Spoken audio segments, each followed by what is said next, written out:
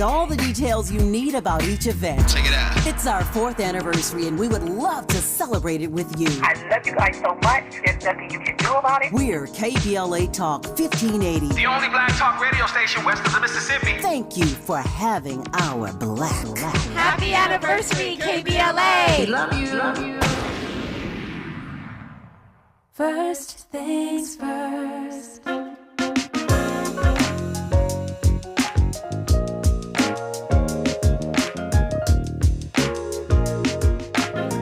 Things first, it's the DU General, Money B. I'ma put you up on the schedule. 6 to 9, 8 weekdays, not 2 and 7. Let's go. We got a lot to talk about, so much to pedal through. Unapologetically progressive. Tune to KBLA 1580 to get the mess. We're your ancestors' favorite radio station. First black on talk radio, left side of the nation. Me and Dominique DiPrima go way back. Tag Smiley making sure the station stays black. Discussing all the issues in our community. We're hosted black and brown and others find unity. So let's talk about it. Maybe we can improve it. Digital underground, always down with the move. So we tune in. The first things first with the queen of black talk radio, Dominique DiPrima. Go sis. First things first.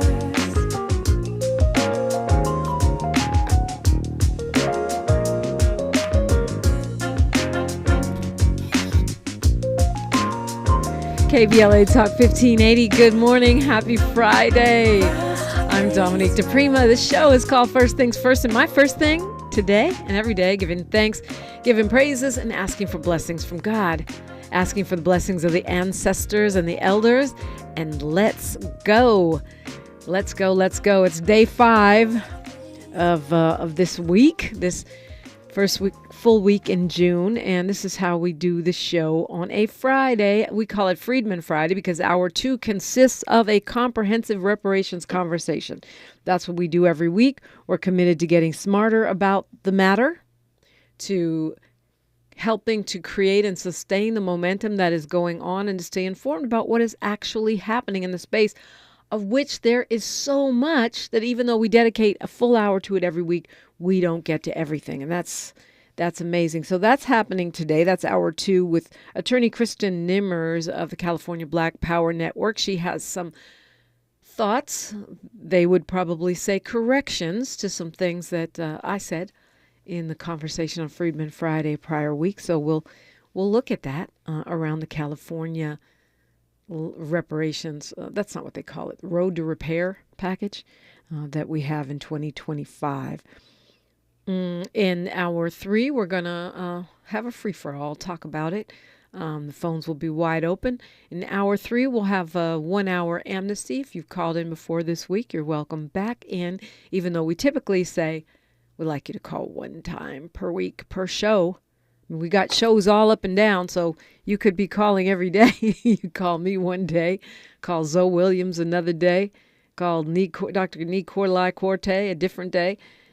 Black Lives Matter, This Is Not a Drill, Saturdays, 8 to 10, et cetera, et cetera. So anyway, but hour 3, it's all on. It's all over the place. But joining me right now, she is a KBLA contributor and a labor activist. She comes on every other Friday. Sherri Bell, good morning. Good morning, Dominique. How are you this fine Friday? And good morning, everybody out there listening on the airways. Yeah, I'm good. How are you is the real question. I'm doing good. I just want to say that as you get a little older now, you can't be bending and pulling muscles that you don't normally use. That's why it's good to stretch. And You're funny. kind of exercise regularly because sometimes you might pull something that you don't want to pull. This has been a public service announcement for your weekend. Yeah, well, noted. I will try not to do too many sudden moves this week. I knew that you would have probably a lot to say about the Job Corps closing, the Trump administration deciding, the new Republican Confederate Party deciding that they want to close down Job Corps nationwide. It's, of course, a program that has kept literally thousands of young people of all races and mostly lower economic status, employed, giving them a chance to get job training, a place to live. And now a judge has blocked that closure, at least for now. And I'm sort of, I have mixed feelings about it because I feel like when these judges block the administration from doing things, sometimes it works and sometimes it doesn't. Sometimes the money has already been frozen. The people have already been laid off, et cetera, et cetera, et cetera. It seems like this judge got in there pretty early, so maybe those young people are not out on the street yet. But I wonder how you see this whole Job Corps closing thing that we've seen in the last week or so. The judge earlier the week stopped them from eliminating it. It's a temporary restraining order. It's a response to a lawsuit that was brought by a trade group, contractors that actually operate those Job Corps centers. Well, first thing I think about is 3 words: disgusting. Right? So that he would do something like this. And then, secondly, I would think that this is an example of what we call dog whistle policy. Right? Anybody could Google it. It's basically like, to the normal public, it just looked like he's doing something normal and not targeted. But actually, it's people who are to use Job Corps, which are predominantly Black and brown youth, and some white youth as well, to get out of their parents' house, get a trade, to be able to get a job and be self-sufficient and independent. I mean, to me, Job Corps is an American institution, and for his administration to dismantle that, right, to go against everything that they apparently are for, right, for bringing jobs back to America, like manufacturing, et cetera, you're going to dismantle an institution that helps prepare individuals for those jobs. Is counterintuitive and definitely racially charged. Yeah, well, the lawsuit said the Department of Labor, that's the one that oversees the Job Corps, was violating federal law and actually breaking its own rules by closing down this program suddenly. This is something that's been happening since 1964. It's for 16 to 24-year-olds from disadvantaged backgrounds. They can get a diploma, high school diploma or a GED, and as well as job training, vocational certificates, licenses, on-the-job training. So we're talking about 25,000 young people, low income, whatever their ethnic background, being out on the street at a time when we've already got, 250,000 unhoused people in the country, something like that. It's not logical to me. Definitely not logical. Definitely heartbreaking for these people to be uprooted like this. These youth.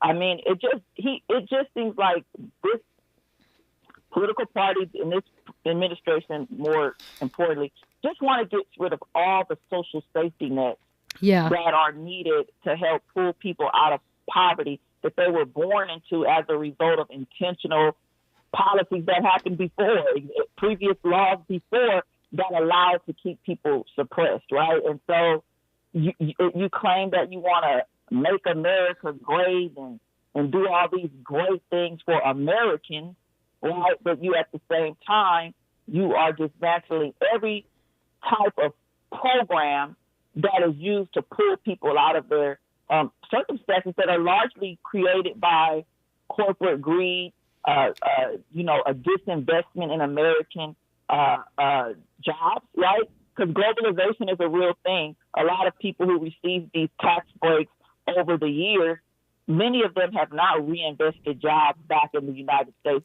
They ship those jobs internationally where they can pay substandard, sub-minimum wage, to produce and amass profit. So,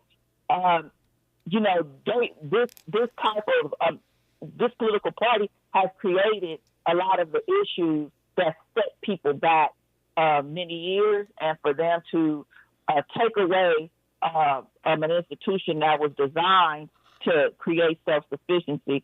And by the way, disadvantage is another dog whistle policy term, right? To definitely resonates with us as Black folks for sure.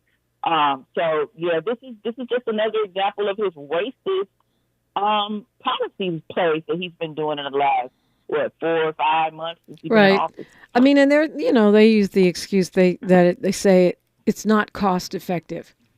Okay. Is giving tax cuts to the rich cost effective? They said it has a low graduation rate. I bet you those young people aren't on the streets while they're in the program. Says it's not they're not placing the participants in stable jobs. What is a stable job now in America? What's a stable job?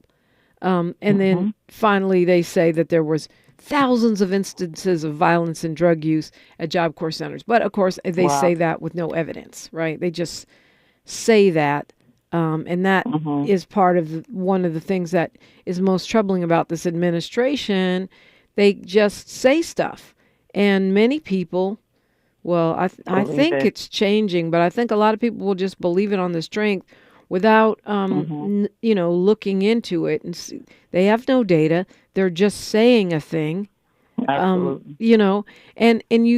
This is usually our Cali, our West Coast hour. Well, more than 400 Job Corps students in San Diego alone will be out on the street if this goes through. They have now until June 17th. At June 17th, they'll make an argument before the judge, and we'll see what the judge says. The plaintiffs are saying Congress established a program. Congress funded the program. The Department of Labor does not have the authority to end it. Right. And then we have this new woman that was appointed to the Department of Labor that people thought might be, more lenient or open to fairness. However, you can't expect that from anybody that Donald Trump appoints in any administration. And, hopefully I don't know how we can support this as the average, American to ensure that this program remains in place. But hopefully people who went to law school to take an oath to do the right thing will really fight to preserve this program. I know we have a Job Corps center right here in downtown LA, and going back to the points that you said before about pointing to the flaws in this agency without any real data. I mean, you can say bad stuff about anything in America, right? You could point out things that are not working up to par, or make negative points about anything in any time, to target this, it's just nonsensical, and it's well, and it's the other misleading. thing is, when you look at those 400, just as an example, the 400 Job Corps students in San Diego, right? It's a relatively small city here in California. There are 200 staff members that support that Job Corps center. So that's not just the 400 young people that lose their jobs. That's 600 jobs coming out of a relatively small California city in the middle of a recession. It's not politically smart, even from a cynical point of view, even from the point of view of keeping. But I guess it doesn't matter if you don't plan to step down and you don't plan to play by the rules. Who needs to win an election when you can steal it? I mean, Elon Musk all but implied that the other day when he tweeted, if it wasn't for me, Trump would have lost, Democrats would control the House of Representatives, and the Republicans would have a 49-51 lead in the Senate. That's what he tweeted. I think it was yesterday. Thank you for tweeting that confession. 800-920-1580 if you want to talk to me, Sherri Bell, Miles Lowe, or yourself. Your community. We are KBLA Talk 1580. She's reclaiming her time on KBLA Talk 1580. More First Things First with Dominique DiPrima. when we come forward. The IRS finally caught up with Louie. I hadn't paid my taxes in 8 years. I owe the IRS a lot of money. Louie was in deep trouble. We're going to take your house, put a lien on your bank account, garnish your pay. They don't care. They're going to take your paycheck. Louis found out about Optima Tax Relief, the leading tax resolution firm. A-plus rated by the Better Business Bureau, they've resolved over $1 billion for their clients. Optima Tax, they help me. They calm me down. They make me feel comfortable, and I trust them. Louis has a lot to be thankful for. I don't owe the IRS anymore, and I'm able to live a comfortable life, a lot better life. It was because of Optima Tax. For tax help you can trust, call Optima now for a free consultation. Take it from Louis. If you owe the IRS, don't go it alone. Give Optima Tax a call. They can help you. Call 800-919-9077. 800-919-9077. 800-919-9077. Optima Tax Relief. Testimonial from an actual client. Some restrictions apply. For complete details, please visit OptimaTaxRelief.com. LA's newest soul food restaurant is getting spectacular reviews. Great place with amazing food. The Sunday champagne brunch is fabulous. I saw the place on IG. We tried it for lunch. We were blown away by the food and the service. The restaurant has an inviting atmosphere and a dynamic vibe. Over the years, Lionel has catered most major black events in Los Angeles, including all of our KBLA Talk 1580 gatherings. But now he has his own spot, Lionel's Soul Food Cuisine, and you need to check it out at 8501 South Vermont Avenue in Los Angeles. Oxtails, baked or fried chicken, meatloaf, turkey chops, pork chops, catfish, short ribs, and all the fixins. Collard greens, mac and cheese, yams, red beans, black-eyed peas, and more. And of course, hot water cornbread, satisfying drinks, and delicious desserts. Lionel's is a great place for brunch, lunch, or dinner. If it's good enough for us, it's good enough for you, because we've got your black. So, head on over to Lionel's Soul Food Cuisine at 8501 South Vermont Avenue in Los Angeles and tell Lionel you heard about it on KBLA Talk 1580. The State of the People Power Tour is not a moment, it's a movement. 11 cities, one mission. To organize with care, build with strategy, and remind ourselves that we have never needed saving. This Friday and Saturday, the State of the People Power Tour arrives in LA for its final stop. The State of the People Power Tour is not just a series of stops. It's a signal, a shift, a belief that power lies in the hands of everyday people. A belief that if we show up for each other, our communities will be stronger. Join us this Friday, June 6th in Los Angeles at the Seed School and on Saturday, June 7th at Pasadena City College. We need you in the room to link arms with neighbors and leaders from across the country to build something that will last, because we believe if we move together, we will rise together. For more information and to register, go to stateoftheppl.com and join us as we build a new nation where every voice matters.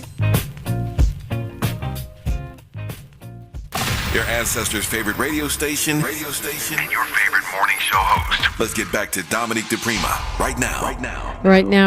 Here with my every other Friday correspondent, Sherri Bell. You can find her on Instagram at Sherri De La Ghetto. You can find me at diprimaradio, DIPRIMA, and then radio. And of course, we are at KBLA 1580.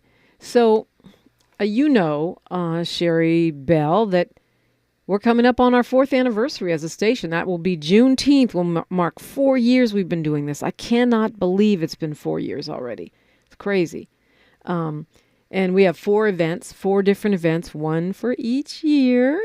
And they're all free, absolutely free. The community is invited, friends, family, movers and shakers. But you have to register in advance so we know you're coming. And the space is filling up. It's not full yet. But if you could do it right now, that'd be great.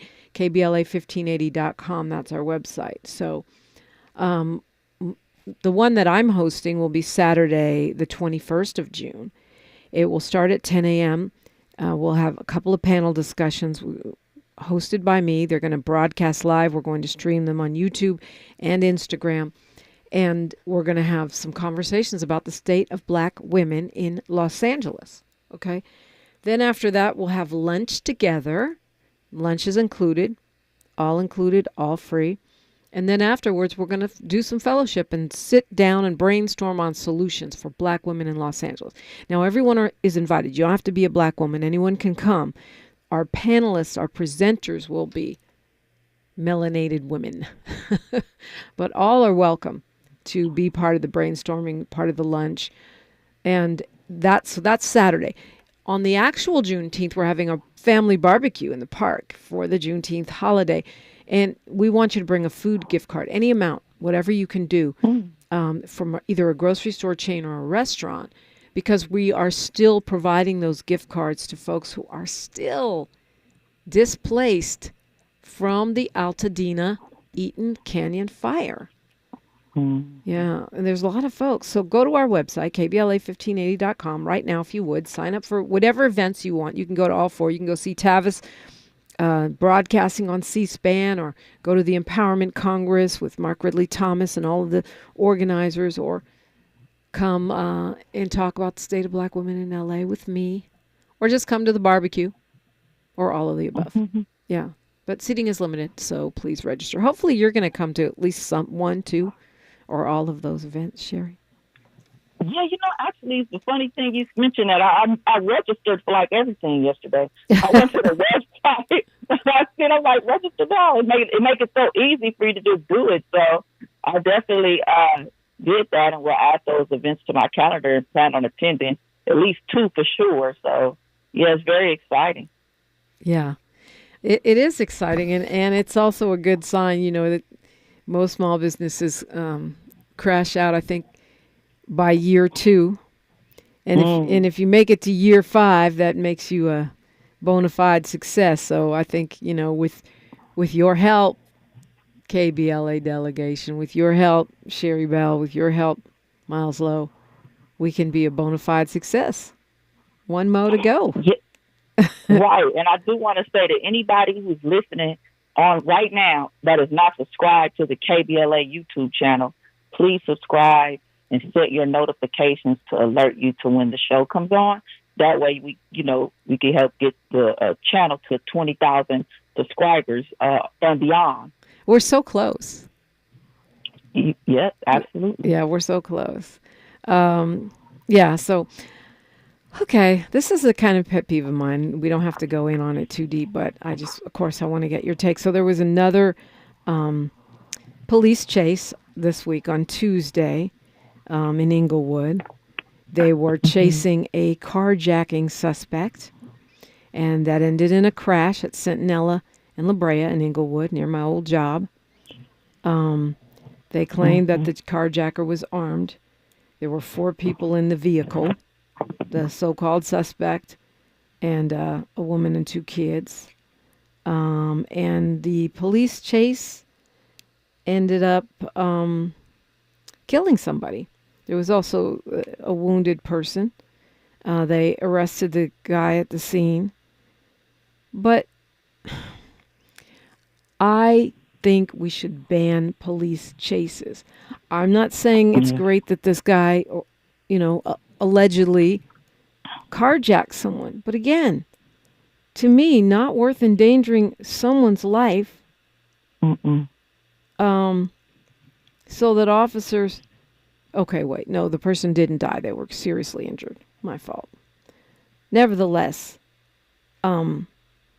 injuring pedestrians, endangering bystanders' lives, when you have helicopters and drones and cameras. Right, and especially the drones. Yeah, I mean, I don't understand, why are we still doing that? It's like leeches and bloodletting. It's so not even 20th century, it's 19th century. Right. It's like, how many more people have to lose their lives, right, before this practice is stopped? And I believe it starts at the top with their policy, right? If they get a hit on a GTA, Grand Theft Auto, that they just chase them and endanger pedestrians, cause property damage that I don't believe they even pay for. Yeah. I've heard from merchants that they don't. Yeah, that they don't. Okay. That's on you. It's very, right. And then they end up damaging the vehicle that they're trying to recover. It's like, okay, my car is damaged now, right? Because you're chasing the person who's stealing it. I can't use it anyway. And you're killing people and causing damages to people's business. The business have to close. Yeah, you're right. It doesn't make any sense whatsoever in the era of drones. You train drone pilots, to be able to follow these cars safely, especially if there's only one person in the car that you can see, right? Because it's different, you know, like there could be different circumstances where there's like a kidnapping or, you know, something like that, to where you don't want the person to get away, right? But we're just talking about property crime. And Right. these kind of practices are just ridiculous. And I don't know what kind of reform needs to happen in order to get this this policy like overturned or adjusted or something. Yeah, well, I mean, I think you could have a city policy, you know. Certainly you could have a state policy that bans police chases unless the person is holding a nuclear weapon or something like that. Even then, you crash into that thing, and let's see how that goes for mankind, humanity. It's unnecessary. It doesn't make sense. And I think, you know, it seems, I don't know, but it doesn't seem like it should be that hard to stop it. Time for news, traffic, and sports. Then Sherri Bell, Dominique DiPrima, and you continue our conversation only on KBLA Talk 1580. More of First Things First with Dominique DiPrima when we come forward.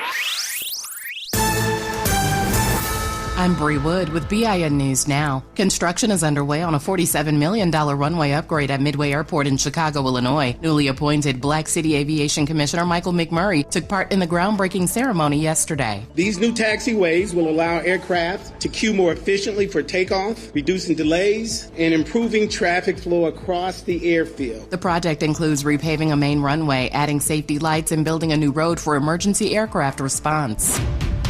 One of the escaped New Orleans inmates is claiming innocence on Instagram. A photo shows Antoine Massey with the caption, "I'm innocent." He's still on the run after escaping jail May 16th. 8 of the 10 escapees have been caught. And Lil Wayne has dropped the Carter 6, now streaming. A track with U2's Bono debuted during the NBA Finals promo. Wayne kicks off his tour tonight at Madison Square Garden in New York. Get BIN News Now on demand 24/7 on the iHeartRadio app. Every day, a child in poverty waits for a sponsor is another day of hopelessness. There are thousands of kids who've been waiting over a year. End their wait. Sponsor a child with compassion today. Just text the word radio to 83393. Is this the takeover? This is the KBLA Sports Minute with Ray Richardson. Game 1 of the NBA Finals goes to the Indiana Pacers. And it was Tyler Halliburton again who lifted Indiana to a dramatic win. For the 4th time in this postseason, Halliburton hit a game-tying or go-ahead shot in the final 5 seconds to give Indiana a stunning 111-110 victory in Oklahoma City. Indiana never led in the game until Halliburton's shot went through the nets with 0.3 of a second left in the 4th quarter. OKC wasted a game-high 38 points by Shai Gilgeous-Alexander. A couple of head-scratching numbers from last night. Indiana is 4-0 in Game 1s in this year's playoffs. Indiana committed 20 turnovers in the first half. The Pacers ended up with 25 for the game, but OKC scored only 11 points off those turnovers. OKC also failed to hold on to a 15-point lead at home with 9 minutes left. Game 2 is Sunday night in OKC. No debates, no speculation, just the info you need. That's your KBLA Sports Minute. I'm Ray Richardson on KBLA Talk 1580. Hi, I'm LA City Councilman Curran Price, inviting you to join us on Saturday, June the 14th from 11 a.m. to 2 p.m. as we cut the ribbon on the brand new Enel Woods Park at 8703 South McKinley Avenue. Thanks to a generous donation from Heal the Bay, the park features smart irrigation, stormwater capture systems, and space for local wildlife to thrive. And we've built a walking trail, picnic areas, native landscaping, and quiet spaces for families to gather, relax, and connect. This is part of a much larger effort to expand green spaces across South LA with 3 new parks in the works, a first-of-its-kind community center coming soon, and plans to connect it all through the South LA Greenway. So mark your calendar for Saturday, June 14th, 11 a.m. to 2 p.m., and come celebrate a greener, stronger South LA at Enel Woods Park. I'm also pleased to sponsor the Climate Justice plus Black Health Symposium, moderated by Tavis Smiley, live on C-SPAN Wednesday, June the 18th, from 4 to 7 p.m. at the Nate Holden Performing Arts Center. Just a reminder to sign up right away at the KBLA1580.com website to join me, Mayor Karen Bass, Congresswoman Sidney Kamlader Dove, Tennessee State Representative Justin Pearson, Dr. Cornel West, former Congressman Jesse Jackson Jr., the Sierra Club's Ben Jealous, and other black influencers in the climate and health fields as we continue to amplify the connection between climate and poor health outcomes for our people. Thank you for listening. I'm Councilman Curran Price.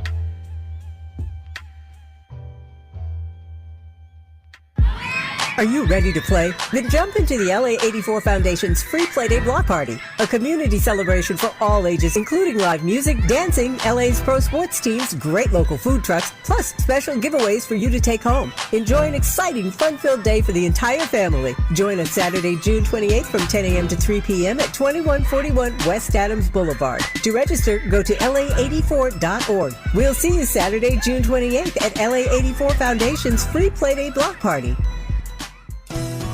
KBLA Talk 1580 congratulates Pastor and Mrs. William Sachs Epps on their retirement from stewardship at the historic Second Baptist Church. Dr. Epps has faithfully served Second Baptist as its senior pastor for 37 years. What a legacy of love and leadership. Pastor and Mrs. Epps will be honored at a luncheon on Saturday, July 26, 11 a.m. to 2 p.m. at the Sheraton Universal Hotel in Universal City, and you're invited to attend. Noted scholar Dr. Michael Eric Dyson is the keynote speaker. For ticket information, please contact epsretirement@gmail.com or call 213-399-2103. That's epsretirement@gmail.com or call 213-399-2103. To Pastor Epps and First Lady Epps, congratulations from all of us at KBLA Talk 1580. Sometimes an identity threat is a ring of professional hackers. And sometimes it's an overworked accountant who forgot to encrypt their connection while sending bank details. I need a coffee. And you need LifeLock because your info is in endless places. It only takes one mistake to expose you to identity theft. LifeLock monitors hundreds of millions of data points a second. If your identity is stolen, we'll fix it, guaranteed, or your money back. Save up to 40% your first year with promo code NEWS at LifeLock.com. Terms apply. Why'd I go to the doctor? One day at the firehouse, I was so lightheaded I could barely stand. Even my crew noticed. Getting checked out was the right call. Turns out I have atrial fibrillation, which increases the risk of stroke about 5 times. Symptoms like irregular heartbeat, heart racing, chest pain, shortness of breath, fatigue, or lightheadedness can come and go. But if it's AFib, the risk of stroke remains. If you have symptoms, contact a doctor. I'm so glad I did. Visit NoTimeToWait.com, sponsored by Bristol-Myers Squibb and Pfizer. Thanks for waking up with Dominique DiPrima on KBLA Talk 1580. Also waking up with Sherri Bell. And Sherri Bell, I want to open a little space here for you like we usually do. I know you always you volunteer, continue to volunteer and support the LA Black Worker Center. Maybe you want to share what that is and what people can find there, do there, or join.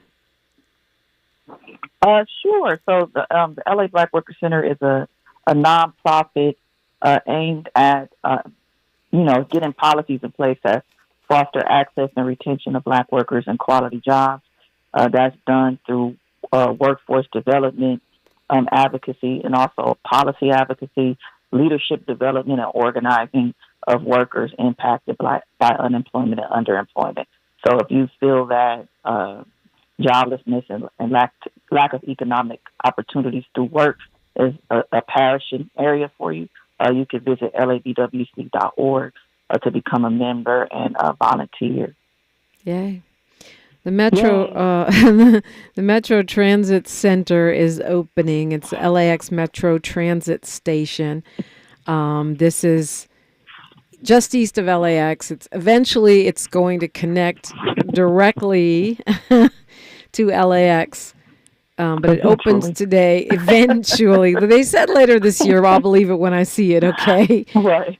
But they're having a sort of a ceremony, a grand opening ceremony this afternoon with Supervisor Janice Hahn and Supervisor Holly Mitchell and Mayor Karen Bass to celebrate this station opening. It officially opens at 5 o'clock this afternoon. For now, they're going to you can take Metro to that transit station, and it's off the K line. And then you'll be able to get a shuttle bus to the airport. The shuttles run every 10 minutes. So you can actually get to the airport on public transportation now. It's just you're not going to be able to do Metro straight shot the whole way. Right. Well, yeah. Yeah, we hope to see that one day. But, I'm going to tell you, Dominique, when they start changing the colors to letters, they sure did throw me off with the train system. Because at first, I'm like, I don't know what the C line is. I think it's the green line, and the K line is it is just. K for Crenshaw? Is that what that is? I wish. It would be more simpler. Yeah, but yeah. But yeah, I got to get used to these corresponding letters to the line to know exactly what we are talking about here. But it's funny because I'm looking at this article and it says the Metro C line, and then it has in parentheses green line. See, that's what I'm saying. Why they got to make things hard for us? Like, come on. Now, I know New York, has the letters.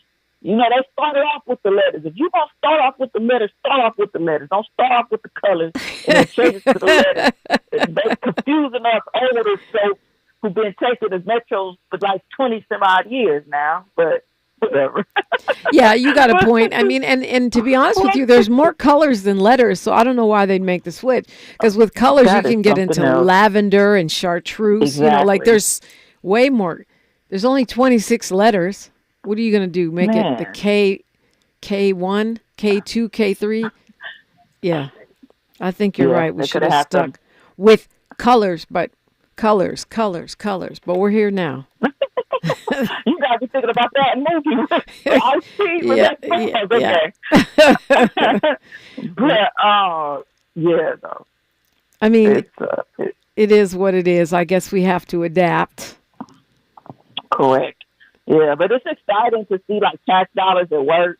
This is the kind of infrastructure building that would have been going underway if the Biden administration, Kamala Harris would have maybe continued, because Biden's plan was to invest in a lot more infrastructure to create a lot more jobs and improve transportation systems throughout the country. And I don't know what's up with that now, but I will say that it is exciting to see these new transit hubs opening, and also, it's exciting to see them, but there is controversy when it comes to displacement. When you see transit hubs opening in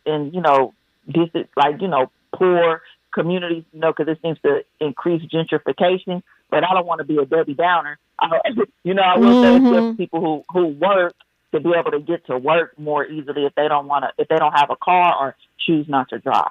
I mean, I think it is exciting that Southern California is becoming more public transit accessible. I have seen data showing that within 10 years of a transit station being placed near a neighborhood, the value of those homes goes up 400%, which can be a factor in pushing us out. But it's one of the reasons why I say don't sell. If you can find a way to hold on to your spot, hold on to it. Here's a terrible story, but there's also a happy one next to it. So, there's a kid named Martir Garcia Lara. He's a fourth grader at Torrance High School. And apparently one day he just didn't come to school, When the teachers and administrators looked into it, it turned out he was being held at a federal immigration facility with his dad. They weren't able to get much more information beyond that. Turns out they were taken into custody after checking in downtown Los Angeles for a routine check-in. And they sent them to Texas, and they plan to deport them to Honduras. But I get he's with his dad, but it's a 9-year-old child. And the Torrance Elementary School, they say the PTA, the volunteers, and the students and faculty are pretty shaken up by this. It's a nightmare. Yeah. I mean, when you think about the fact that they were doing the right thing, right? They were following the procedures, and going to check in per their immigration, requirements, and then to get detained. These are not the type of people that Donald Trump said he was going to deport, right, when he was on his stage with his cult following, right? He said he was going to deport, alleged criminals and people who pose a threat and danger to society, not working families and children, right? So this is another example of just a disgusting act from this administration. First of all, going back on the intentionality of their deportation platform, right, by targeting working families and children. But it's also another example of racist immigration policies. These people are from Latin American countries. In fact, all the travel bans that he put in place are primarily on African, Middle Eastern, and Latin American countries, right? No European countries have a travel ban. So with this young, unfortunate situation that this young man went through, and I hope that it could get rectified some kind of way, because it seems like they were legally compliant with their immigration protocol. But this is just an example of racism, and we need to call it what it is, and we need to name that at every forefront, because this is not just immigration policy. Well, apparently they were ordered to leave in 2022. Then they appealed that decision. The appeal was dismissed, but they were still going to their check-ins. And obviously they didn't leave the country because they were checking in downtown LA. But again, to your point, Sherri Bell, they're not criminals. They don't have a criminal record. And so it could be a gray area. And also to your point, the people that we're seeing and the people that are being snatched up at schools and now courthouses, which apparently is making migrants not want to go to court appearances, a lot of them are not criminals. Their crime may be being out of compliance with some aspect of their immigration orders or their immigration case.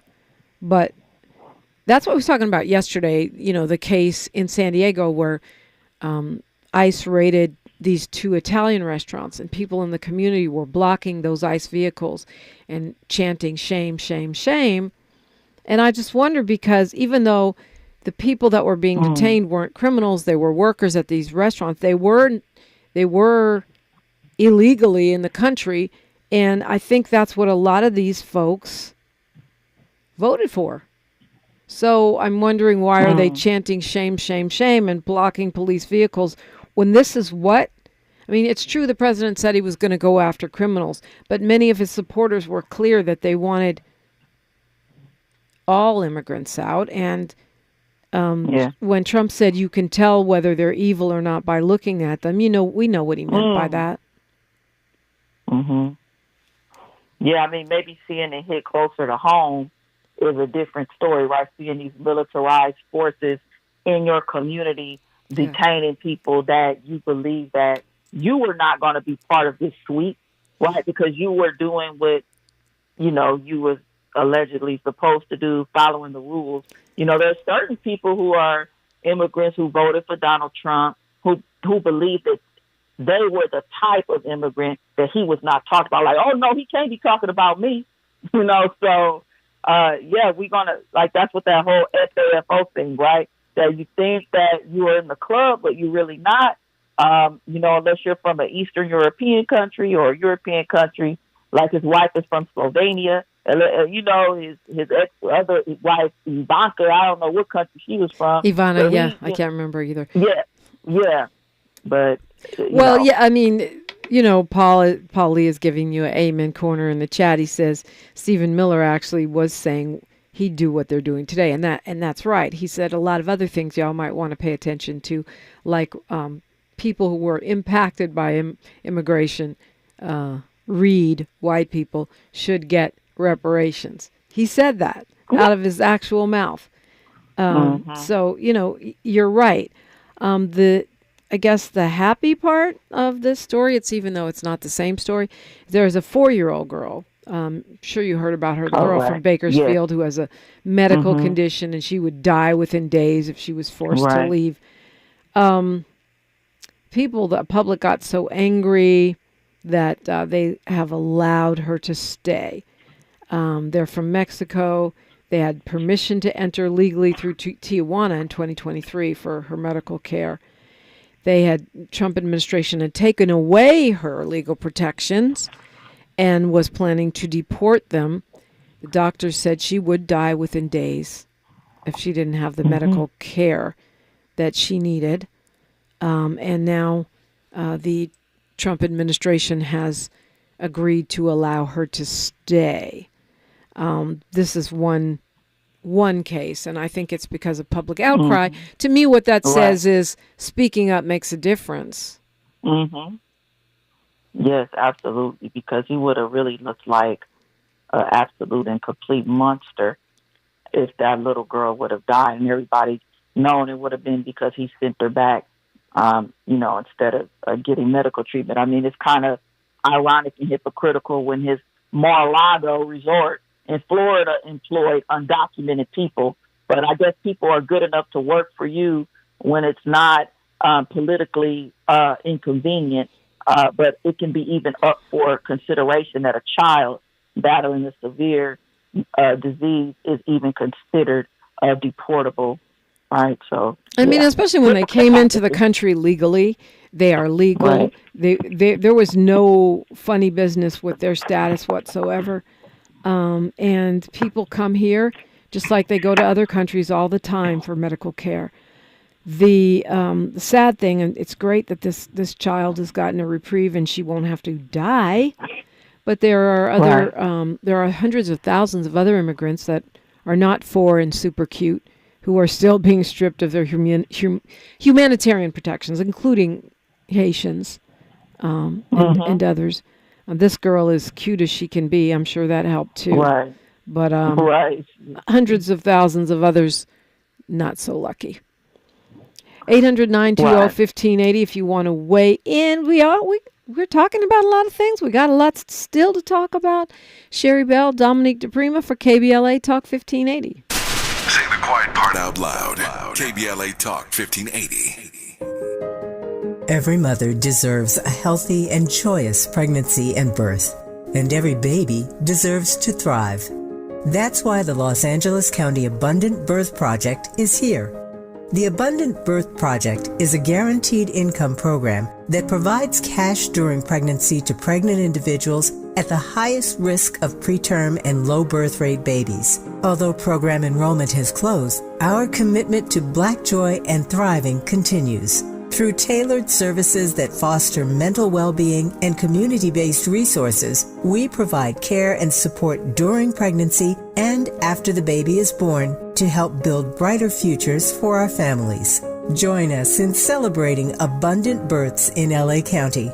For more information, please visit abundantbirthproject.org. abundantbirthproject.org. KBLA Talk 1580. We've got a lot to talk about. Imagine a Los Angeles where everyone can thrive, where communities have access to the resources they need to succeed. That's the vision of Detours Mentoring Group, Inc. They're dedicated to improving life in LA County by providing educational support, employment assistance, and spaces for community engagement. By 2050, they want LA to be the best place to connect, create, learn, live, and play. They're working toward an education system that's well-resourced and culturally responsive, becoming a hub for artists and innovators, and making sure everyone has access to healthy food, quality healthcare, and safe housing. It's about building a future where we all have the chance to succeed. We invite you to learn more about their mission and get involved with Detours Mentoring Group, Inc. This is a community call to action from KBLA Talk 1580. Medicare Fraud Prevention Week focuses on the actions everyone can take to prevent Medicare fraud, errors, and abuse.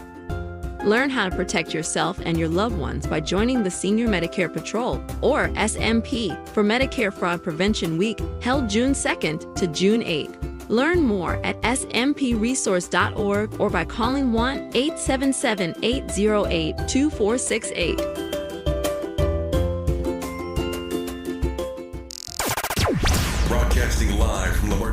USA. Welcome back to your home for unapologetically progressive radio, KBLA Talk 1580. Okay, trying to figure out this story, Sherri Bell, about the Orange County District Attorney, Todd Spitzer. He was found to have sexually harassed and retaliated against a female prosecutor in his office, a high-ranking one at that. Their office has a reputation for being problematic in terms of, the old toxic work environment. They said he called her gender-based slurs, and this was a San Diego jury because they were trying to avoid conflicts. So I'm trying to figure this out. They found him liable for $3 million in damages, 1.5 for past emotional distress, plus $25,000 on top of that in punitive damages. He told the LA Times that he accepted, quote, full responsibility for any and all actions which occur in my administration, including my own actions, blah, blah. This is a civil case, not a criminal case. So does that mean he just gets to carry on as DA and just pays the money and keeps it pushing? That's what I'm trying to figure out. Man, that's a good question. He just gets to keep his job. Wow. I mean, yeah, that seems very strange. I mean, he's a legal liability. I mean, I don't know if this is his first time doing this. I don't know if he had any administrative, penalties. I mean, sometimes when you're doing one thing, it could be some other unreported issues. Almost always it's the tip of the iceberg. I mean, if she's a high-ranking prosecutor, imagine how he treats the assistants, right? The other thing that was really interesting about this is that DA Spitzer, she said, had violated the Racial Justice Act because he brought up the question of race while trying to decide whether to seek the death penalty against a black defendant. Come on now. Orange County OC, where y'all at? Y'all need to get rid of him. Now, I know it's an increasingly black population in the OC. Now, we need to think about getting rid of this person because they seem to think that they can break the law, discriminate in their role that's supposed to enforce the law, allegedly. And so, no, this is corruption. He should not be able to keep his job. I'm surprised that there's not a criminal investigation into these, his conduct. Yeah, I guess there could be, but I haven't seen anything on it. We don't know what we don't know. I just found that very interesting. Let me leave it there. Suspect. Yeah, I'll say suspect. It's like it's like they're covering his butt, right? Like maybe if they continue to dig, they will find even more corruption that can affect past criminal cases that have to reopen or overturn and things of that nature. So they just want to appease this one person without opening the can on a worm. I think of that movie with Ray Charles when his mom taught him. I don't know if y'all seen that old movie with Ray Charles where Jamie Foxx played him and his mom was like, scratch a lie, find a thief. Yeah. Well, so you never know. And that person, is the DA, top cop for Orange County, right? So I'm thinking to myself, if I had a civil case against me and a jury found me guilty to the tune of $3,025,000 of harassment and retaliation, I'm pretty sure I wouldn't have my job. I mean, this job or any other job, right? Not on the air, you're not. So how are radio personalities held to higher standards of conduct than top cops? Yeah, I mean, I'm surprised they didn't force his resignation at least. Yeah. Something's going on. Something's bigger going on. And just by you raising this question with this story breaking, he might lose his job. Well, hopefully. He doesn't sound like a person that I want to see in power trying to take race in consideration. You already on my list, on my bad list right there with that. Yeah, I mean, that's a good point, because what we're talking about is we know that the death penalty is applied much more often to black defendants. That's what the data show us. If you are black and you are in the system, you are much more likely to be given the death penalty. We saw that under DA Jackie Lacey here in L.A. No one white, not one white person was referred for the death penalty under her. There were some Latinos. The rest were black.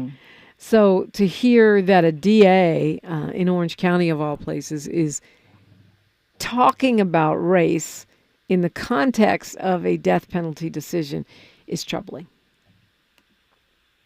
100%. Yeah. We got 30 seconds, Sherri Bell. Always on my mission to keep folks encouraged and focus on what we want, not what we don't want. What do you want to leave us with this fine Friday afternoon? Well, morning. Well, I want to encourage. Afternoon. Yes, I know. Long day, huh? Yeah, already. It's 7.